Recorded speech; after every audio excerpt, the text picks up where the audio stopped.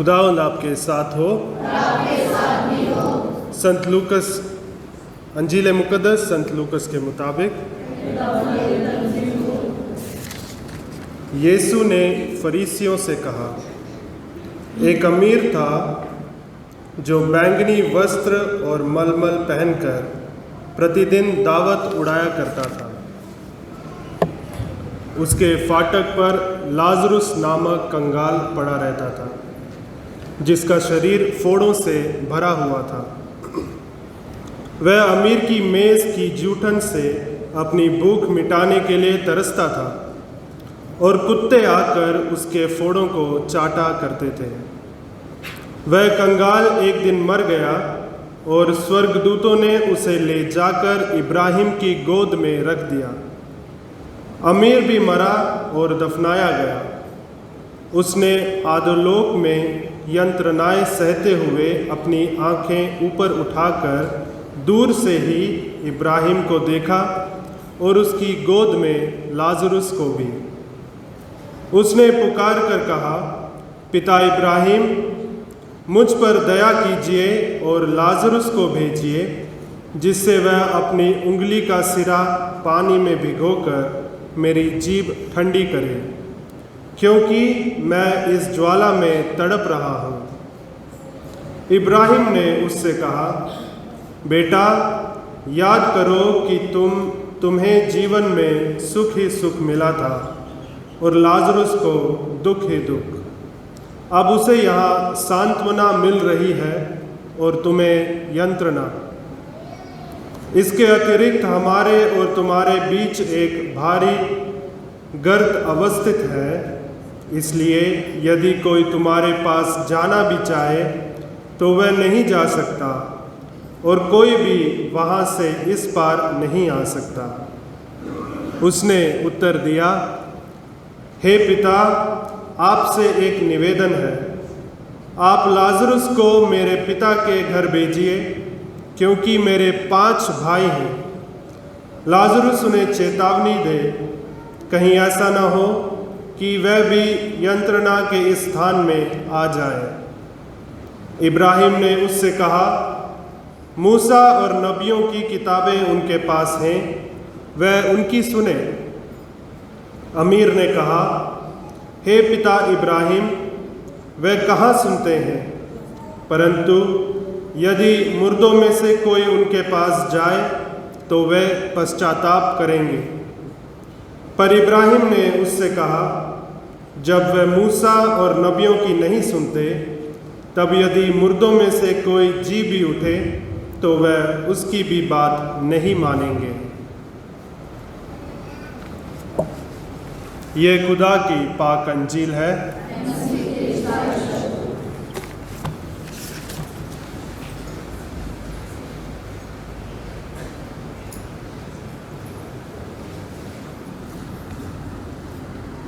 खुदावंद यीशु मसीह में प्यारे भाइयों और बहनों, हर इतवार हम सबों के लिए एक नई खबर ले आती है। हर इतवार हम प्रभु यीशु से मिलने आते हैं। हर इतवार कलीसिया बनकर, परिवारों का परिवार बनकर हम प्रभु यीशु की आराधना करने आते हैं। और ईसाई होने के नाते प्रभु यीशु की पैरवी करना और खुदावंद यीशु मसीह के पाक वचनों को समझना, सुनना और उस पर अमल करना हमारी कोशिश है, हमारी लड़ाई है। और इस रूहानी लड़ाई को प्यारे भाइयों और बहनों, हमने कदम कदम आगे बढ़ते हुए हर कदम में महसूस करना है कि मैं कमज़ोर हूँ, पर खुदा की ताकत के साथ मैं बलवान हूँ। खुदा की बरकत के साथ मैं ताकत महसूस करता हूँ, महसूस करती हूँ। और पिछले 3 हफ्तों से जो भी पाक अंजील हम सबों को सुनाया जा रहा है, वो हम सबों को एक सफ़र में ले जाने वाली है। याद रखें, लूकस के अंजील में खुदावंद सफ़र में है। खुदावंद यरूशलेम की ओर जा रहे हैं। यरूशलेम की ओर राजा बनने के लिए नहीं, राजा बनने के लिए, पर सलीब पर राजा बनने के लिए, सलीब उठाने के लिए और मरने के लिए। और हम सबों को भी हर एक दुख, दर्द, परेशानी, मुसीबत, गरीबी, कमी, कमज़ोरी, बीमारी, वो सब को पार करते हुए सफ़र में शामिल होना बहुत ज़रूरी है। आज की अंजील में इसने भी उड़ाया पर दावत उड़ाया। याद है, उड़ाव पुत्र ने अपने बाप की पूरी संपत्ति भोग विलास में उड़ा दी, धन संपत्ति को उड़ा दिया। सब कुछ पैसा था, जायदाद जो भी उसे मिला उसने उड़ा दिया। पिछले इतवार को हमने उस बेईमान नौकर के बारे में या कारिंदे के बारे में हमने सुना, उसने मालिक के धन दौलत को उड़ाया। और आज के अंजील में और एक बंदा है जो अपने धन दौलत को, अपने कमाए हुए पैसे को उड़ाता है, खाने पीने में, पहनने में और आराम करने में। बहुत सारी बातें हमें सुनने को हमें मिले। आज के पहले पार्ट में आमोस नबी इंसाफ के नबी कहलाते हैं, गरीबों के पक्ष में पर अमीरों के खिलाफ इसलिए आवाज़ उठाने वाले नबी हैं क्योंकि अमीर आगे के लिए सोचते नहीं हैं। आज खाना पीना है, हराम करना है, बाद में देखा जाएगा। आमोस नबी ये कहेंगे, धिक्कार यानी अफसोस तुम पर क्योंकि आज अपने धन दौलत पर घमंड करते हो, अपने धन दौलत को दिखाकर आराम करते हो, कमाते हो, पीते हो। सबसे पहले गुलाम तुम बनोगे, सबसे पहले गुलाम यानी निर्वासित होने वाले। गुलामी में इज़राइल के सारे लोग हैं, पर आमोस नबी भविष्यवाणी करता है सबसे पहले उन अमीर लोगों को लेकर जाएंगे जो अपने कमाई पर खाने पीने की घमंड करते हैं। और आज की अंजील हम सबों के लिए एक दृष्टांत है। लूकस की अंजील उसका 16 बाब में हमने सुना, और प्रभु यीशु मसीह एक बहुत खूबसूरत दृष्टांत हम सबों को सुनाते हैं। और एक बार धन दौलत के बारे में, पैसे के बारे में। लूकस की अंजील बहुत खास अंजील है। हम सबों को इस दुनिया की लड़ाई में कैसे पार होना है, इस दुनिया की लड़ाई में कैसे जीतना है, इस दुनिया की लड़ाई में हमेशा खुदा के साथ कैसे जुड़े रहना है। क्योंकि दुनिया की धन दौलत हम सबों को जीतने नहीं देते। दुनिया की धन दौलत हमारे आंखों को अंधा बना देते हैं। दुनिया की धन दौलत हमें घमंड से भरपूर कर देती है। और खुदावंद इस दृष्टांत के जरिए, इस रूपकथा यानी तमसील के जरिए हम सबों को बहुत गहरी सच्चाई बताना चाहती हैं। दो बातें बोलना बहुत ज़रूरी है, अमीर आदमी और लाजरुस, अमीर आदमी और गरीब आदमी। अमीर आदमी का कोई नाम नहीं है, कोई नाम नहीं है। देना अमीरों को जब हम अपने धन दौलत पर इतना घमंड करते हैं, पर खुदावंद कोई नाम उसे नहीं देता। गरीब आदमी है, उसका कुछ भी नहीं है, पर गरीब आदमी के लिए नाम है लाजरुस, यानी खुदा इंतज़ाम करता है। और दूसरी बात, अमीर आदमी ने पैसे कैसे कमाए, धन दौलत कैसे कमाए, ये नहीं बताया कि उसने किसी से लूटा है, ये नहीं बताया कि उसने बेईमानी से लिया है, ये नहीं बताया कि उसने ज़बरदस्ती अपने माँ बाप से लिया। नहीं, ये भी हो सकता है उसने बड़ी मेहनत के साथ बहुत कुर्बानियाँ देकर उसने कमाया है, बहुत मेहनत किया है उसने, अपना ईमानदारी के साथ उसने कमाया। पर अपने ही धन दौलत पर उसे घमंड है, वो दावत उड़ाया करता था और मल पहनकर, और अपने ही घर में देखना, किसी को उसने परेशान नहीं किया, किसी को उसने परेशान नहीं किया। तो वो शायद वो अपने सारे वसूलों को उसने माना है, उसने अपने वसूलों को दुनिया के तौर तरीके से सारे वसूलों को माना है। गरीब आदमी के बारे में ये नहीं बताया कि नेक इंसान था और कोई बुरी आदत नहीं थी, शराब नहीं पीता था, नशे नहीं करता था, बीबी को नहीं मारता था, कुछ नहीं लिखा। ये भी हो सकता है कि गरीब इसलिए बना कि इसने अपने सारे पैसे शराब पीकर या नशे में उसने उड़ा दिए। कुछ भी हो सकता है, अमीर के बारे में भी, गरीब के बारे में भी। देखना, हर एक पाक अंजील कलीसिया की खूबसूरत यह है, कलीसिया हम सबों के सफ़र में एक बार और आगे गहराई में ले जाती है। और आज के अंजील में खुदा हम सबों को उस गहराई में ले जाना चाहता है, जहां हम अपने आप को, अगर हम अपने आप को गरीब या अमीर समझे, हमें सचमुच अपनी बुलाहट को, कि मैंने अपनी ज़िंदगी को कैसे जीना है, उसका मतलब हम सबों को पता चल जाए। तो अमीर और गरीब हैं, दोनों हैं। तो अमीर दावत उड़ाता है, खाता है, पीता है और उसकी नज़रें गरीब से बहुत दूर हैं। गरीब को वो पहचान नहीं पाता। गरीब के लिए सिर्फ उसकी साथी हैं, उसके साथ रहने वाले कुत्ते हैं। कुत्ते उसके फोड़ों को, शरीर को चाटने के लिए आते हैं, उसको तसल्ली देने के लिए कुत्ते आते हैं।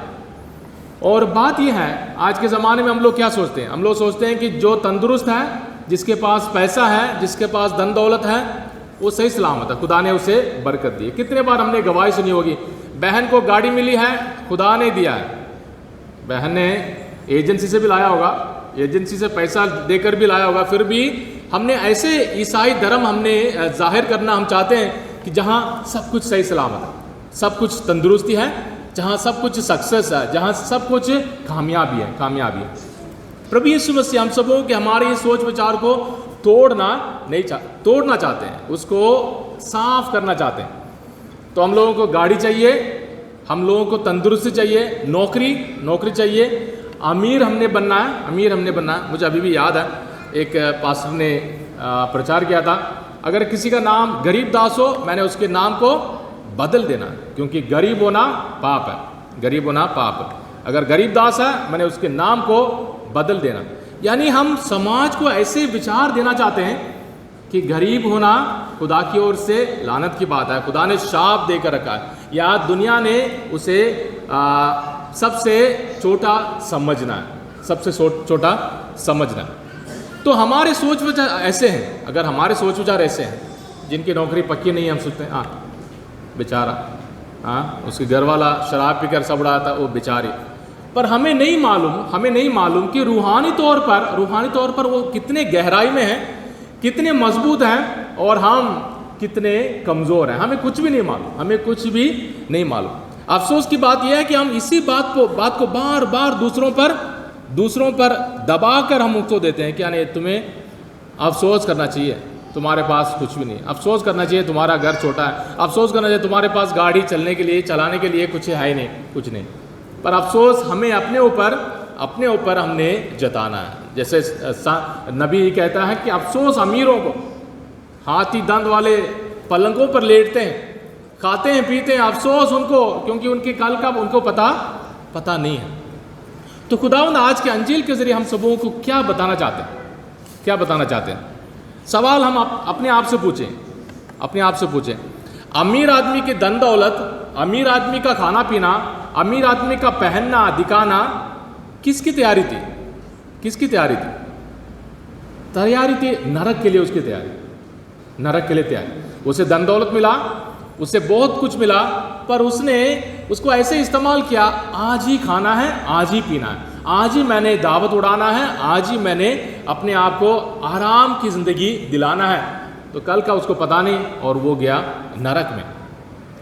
वो गरीब आदमी लाजरुस की जो दुख दर्द है, उसके शरीर में जो फोड़े हैं, वो गरीब है, कुछ नहीं उसकी देख रेख करने के लिए, खाने के लिए कुछ भी नहीं है। उसके मेज से, उसके घर से निकलने वाली है कीड़ा हो, मतलब कूड़ा जो कुछ भी हो, या बेकार खाने पीने हैं, उसको भी खाने के लिए उसको कुछ नहीं मिलता है।